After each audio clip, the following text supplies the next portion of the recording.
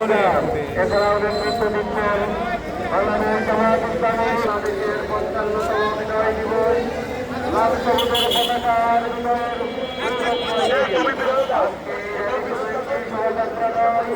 এটি একটি জাতির আত্মত্যাগ সংগ্রাম ও বিজয়ের জীবন্ত ইতিহাস। এই পথ ধরে যখন আমাদের জাতীয় প্রচার হচ্ছে তখন যেন আমরা ফিরে যাচ্ছি ১৯৭১ সালের সেই উত্তাল দিনে, যখন বাংলার দামাল ছেলেরা বুকের তাজা রক্ত ঢেলে দিয়েছিল একটি স্বাধীন ভূখণ্ডের জন্য।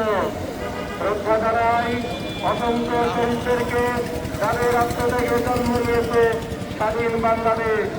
রহমানুর রহিম।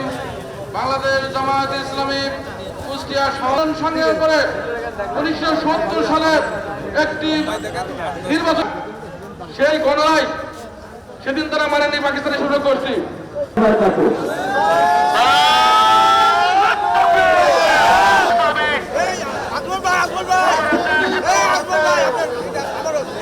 এই দেশের মানুষ অন্তত এখন আর মেনে নেবে না। 1947 সালের 1924 সালের 5 আগস্ট তীব্র গণ আন্দোলনের মাধ্যমে বাংলাদেশ জামাত ইসলামী 1971 সালের যে ভূমিকা, এতদিন পর্যন্ত যে মিথ্যা রচনা, আপনারা বদরুদ্দিন ওমরের ইতিহাস পড়বেন, তার যে লিখিত বইতে আমরা পড়েছি মুক্তিযুদ্ধ নিয়ে যে সমস্ত কল্পকাহিনী লেখা, এগুলো 100 ভাগের 90 ভাগ মিথ্যা। সুতরাং জামাত ইসলামী বাংলাদেশ ওই সময় যুদ্ধের বিরুদ্ধে ছিল না, তারা ছিল ভারতের বিরুদ্ধে। আমরা এইটা এখন জানছি, এতদিন আমাদেরকে এই সত্যটা জানতে দেওয়া হয়নি। সুতরাং আজকের এই বিজয় র্যালি এই কারণেই যে আমরা 1971 সালে এই দেশের স্বাধীনতার পক্ষে, তো ভারতের যে আগ্রাসন এর বিরুদ্ধে ছিলাম, এ কারণে আমাদেরকে এরা বিরোধী বানিয়ে রেখেছিল।